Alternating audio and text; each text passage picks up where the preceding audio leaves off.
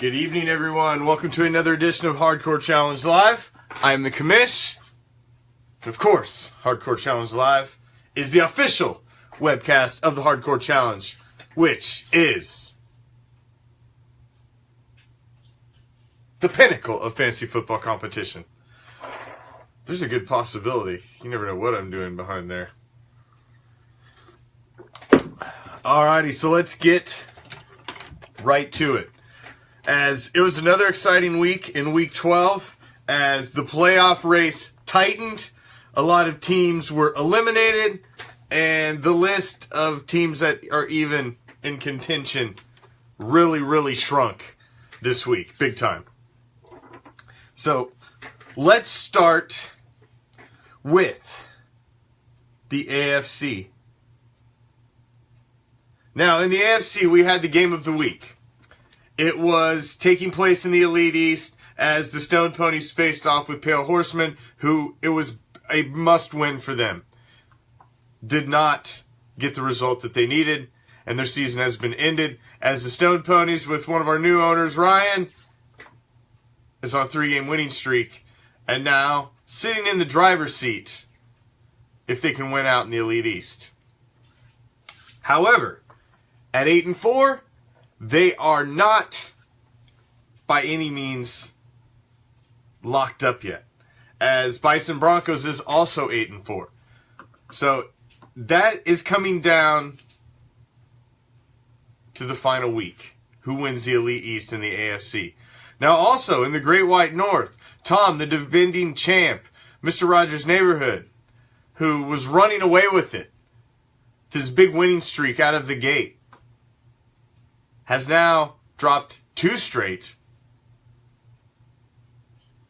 and his record has dropped to 9-3, as Knox Vegas Anarchy had a gigantic win this week and has moved up, winning 2 in a row to 8-4. And they face off head-to-head this week. So, if Knox Vegas Anarchy can take down Mr. Rogers' Neighborhood, that means they would split wins for this season, so the head-to-head would be a tie. Currently, a fairly substantial little lead in points by Mr. Rogers' Neighborhood, but with a head-to-head tiebreaker, it goes to your division play as well. So, this could go to 2 or 3 tiebreakers to determine a division champ. However, who wins this division? The other team is still going to make the playoffs. So there will be 2 teams represented from the Great White North in the AFC, as Mr. Rogers' Neighborhood or Knox Vegas Anarchy will either win the division or take the first wild card position.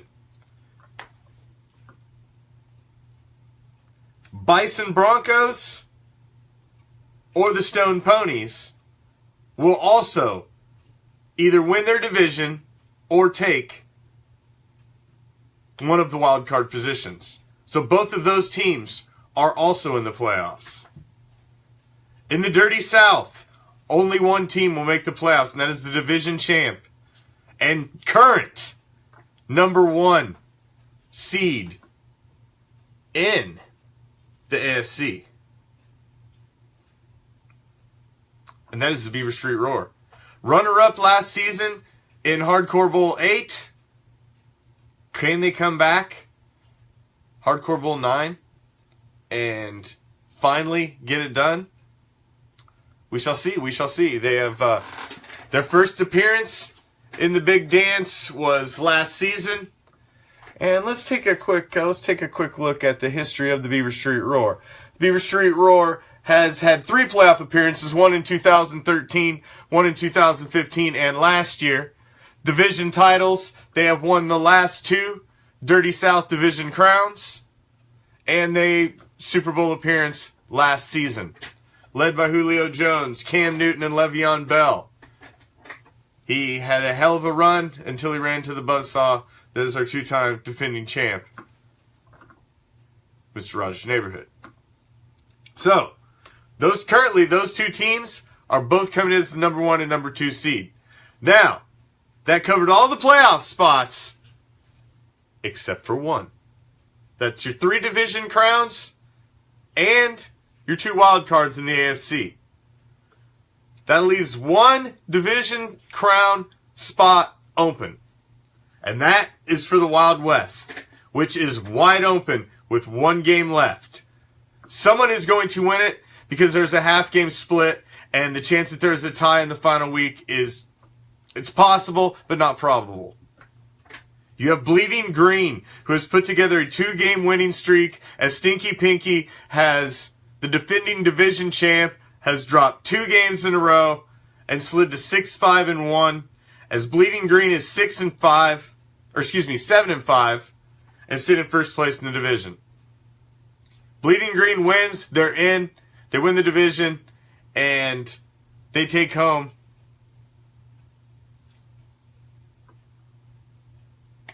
one of the new owners. They will come in and claim a division crown. Stinky Pinky wins.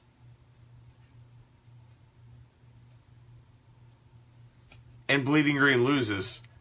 They can still claim the division. But Bleeding Green holds their own destiny in their hands because of that half game. Could be the killer. So if they both win, Bleeding Green's in. Bleeding Green is win and they are in. But if they lose and Stinky Pinky can win, he still has a chance. He still has a chance.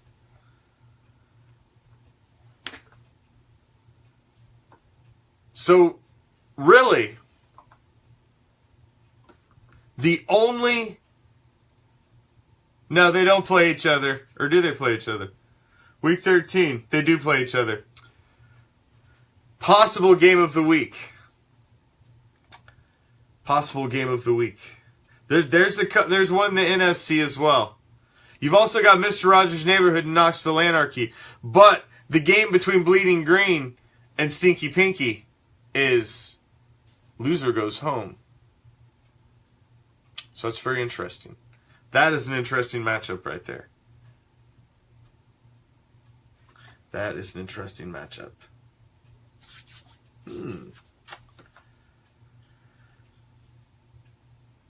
So, there you go. They're playing for the division. They're playing for the division. That's why I love that with the 13-game schedule, all teams play their 3 divisional games out of the gate, and then in the season with their 3 divisional games. Every team in the league. So, because that's the way the schedule can be set up with 13 games in the regular season.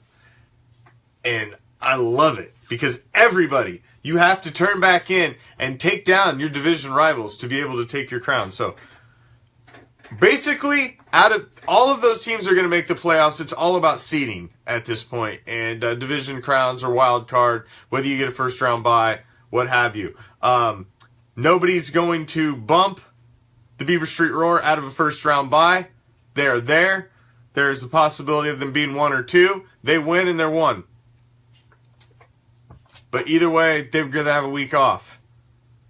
The other is up in the air still. It's up in the air. As Mr. Rogers' Neighborhood drops another game, a couple other of these teams win, strange things can happen.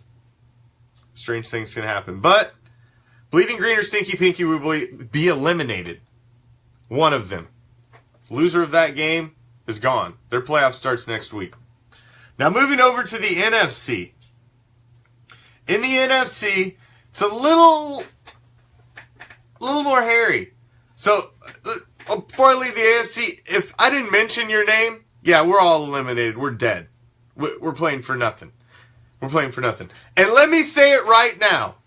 Before I go to the NFC, let me say it right now, and there'll be somebody that does it. It may even be one of you old owners, but the new owners don't know. When you are eliminated in the Hardcore Challenge and the regular season ends, your season is over. It's done. Yes, the NFL.com will allow you to come back and play the meaningless consolation games and the consolation bracket. And if you want to play that for fun, by all means, go right ahead. But it has no bearing and zero outcome on your playoff or on your draft placement for the following season. It holds no bearing. It is just something you can play for fun. There's no consolation in football.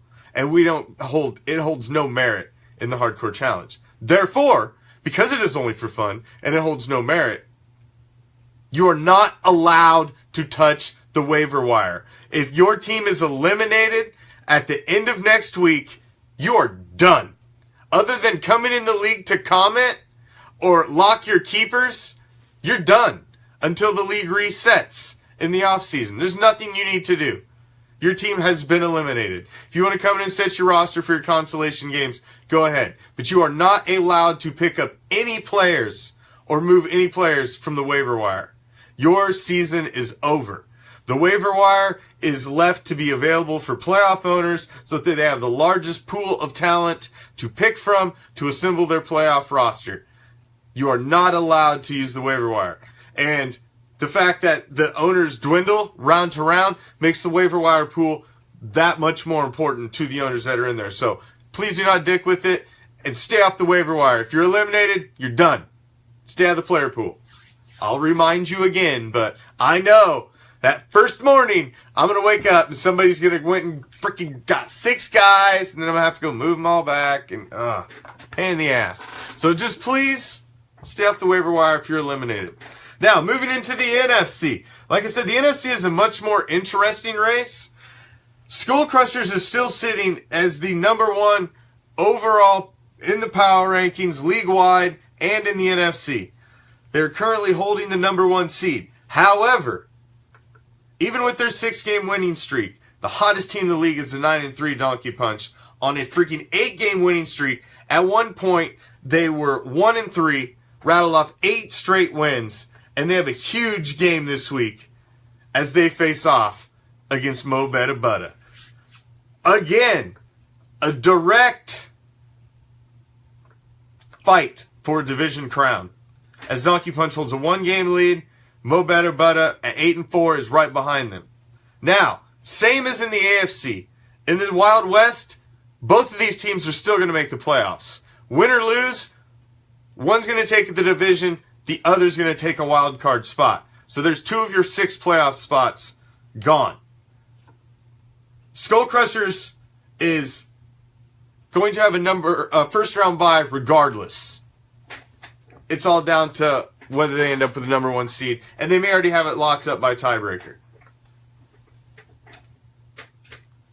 The number two seed is still up in the air as you've got a couple 8-4 teams, and if Donkey Punch loses, well then things get hairy there for the 2nd seed. But Skull Crushers is in, and they're going to win the division. Pack Attack is in also as the Elite East champion and crowned their first playoff appearance in their history of being in the Hardcore Challenge. One of our OG owners, Corey, has been in the league since 2010 and has 0 playoff appearances, and this will be his first playoff appearance as he wins the Elite East 2 games. He's got a 2-game lead right now. Even coming off a loss, he clinches the division. Take it deep. Brian climbed up on 2-game winning streak, but at 5-7 just got away from him. Now, Average Joe, after a big head-to-head win over Joey's Tank Tops, moves up to 8-4, claims the division crown, and he is moving on a 3-game winning streak right now into the playoffs as the Dirty South Division champion in the NFC. So, you have the Dirty South Division champion. You have Donkey Punch, Mo Betta Butta taking a division spot and a wild card. One or the other, but they're both in with 1. Pack Attack is back. Takes a division spot. Skull Crushers takes a division spot. That leaves the last wild card in the NFC. The last wild card. And it can get real hairy, guys, when you look at the last wild card. Vandalay Industries currently has it with a 7-5 record. Now, Vandalay Industries is playing Mob Adjacent. Kristen, one of our female owners, one of the 2, her and Carol, both reside in the Great White North of the NFC. It's been a long time coming, Corey. Let's see if you can do anything with it. Don't be a one and done, Corey. Don't come into the playoffs and be a one and done. You will never hear the end of it if you come in to the playoffs and leave without a victory. You have to win your first game. You know that, or we will never let you live it down, ever. So no pressure. No pressure. But just so you know, I'm sure you knew that anyway, but just so you know. But now looking at this last wildcard spot, Vandelay Industries is 7-5. The 6-6, I Am Groot. 6-6 Ghostman, even though they've lost 4 in a row and fell completely. I was 6-2 at one point. 6-2. Dropped 4 in a row and completely out of the race in the Wild West. And actually the 6-6 Joey's Tank Tops. They're all one game behind Vandelay Industries. So now if any of these teams win and Vandelay loses, things get real interesting with some 7-6 teams. And for that last wild card spot in the NFC. Mob adjacent, take it deep. Knoxville Assassins, the Bears, the Renegade Misfits, the Dirt Dogs, and the Bandits.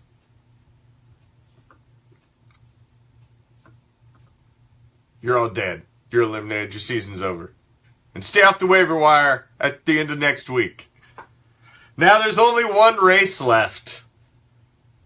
And that's the race for the #1 overall pick. So, when you look at that, in the NFC, the Dirt Dogs were leading the way. But they couldn't keep themselves down. As they pulled off a victory last week, as the Bandits can't keep themselves up. 3-9. At one point, they were 3-3. Lost 6 in a row. Have dropped to absolute last place in the NFC. In the AFC, the Big Dog continues their streak of suck. They've managed to, despite their one huge upset of the defending champ, their season's pretty much sucked from start to finish. 2-10. They're on a 3-game skid, another losing streak, and they are one of the lowest scoring teams in the entire league. And they're currently sitting in the cellar. Now, if they happen to win, there are some other teams that if they lost, oh my, Odell, yes, and Zeke and Destroy also have a chance to jump in there and grab that #1 overall pick. But it's going to take Big Dog actually winning in the final week for one of them to have a chance. So Big Dog continues their trend, and they should lose out and have the #1 overall pick. Of course, no tanking is allowed, so you still must try to field a roster because we will be watching and we will penalize you if you cheat and tank. Because possibly the team you're playing, that has playoff implications for them and other owners in the league, so you are not allowed to lay down at any point in the season. We try to monitor that, and if we do catch you, we will. It'll be bad. I don't know what it is, but no, I know what it is, but don't do it. We've never had to punish anybody because everybody here's very honest, and we really haven't ever had any major issues ever, other than some trades that everybody thought was a little shady. That's about it. That's about the worst that's ever happened around here. Well, somebody wanted to leave over some kneeling. That was which was freaking ridiculous. But there's the scope of it. So you've got Bleeding Green and Stinky Pinky in the do or die game. Pinky against Bleeding Green, do or die. Division champ, playoff spot on the line. Winner goes home. In the NFC,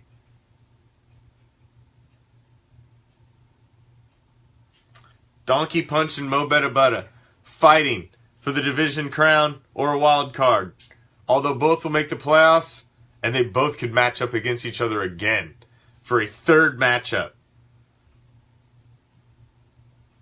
That's an interesting game right there. That's an interesting game right there. There's some other teams, the NFC fighting for the wild card spot. So there's still a lot to play for. There's a lot to still play for this last week for a lot of teams. You were playing for first round buys. You were playing for seeding, playing against easier opponents, easier teams. There is still a lot to play for. And the NFC, there's a lot more teams still alive. So we've got a very exciting last week. And tomorrow, I think you know who the game of the week will be. I think you know. But we will unveil it and break it down tomorrow, as basically the playoffs start for two teams. What other could it be? Even though the game in the NFC's pretty important, there's some very important games in there.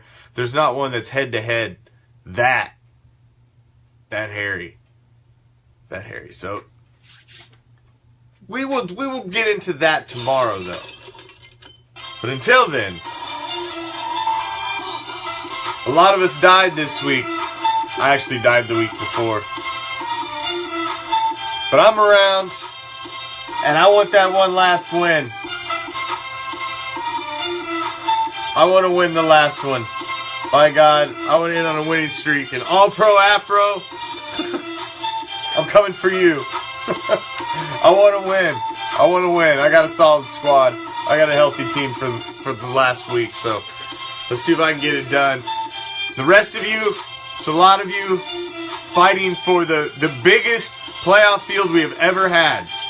There will be 12 teams entering in, whittling down to one from the AFC and one from the NFC, facing off in Hardcore Bowl 9, the largest field of owners we've ever had.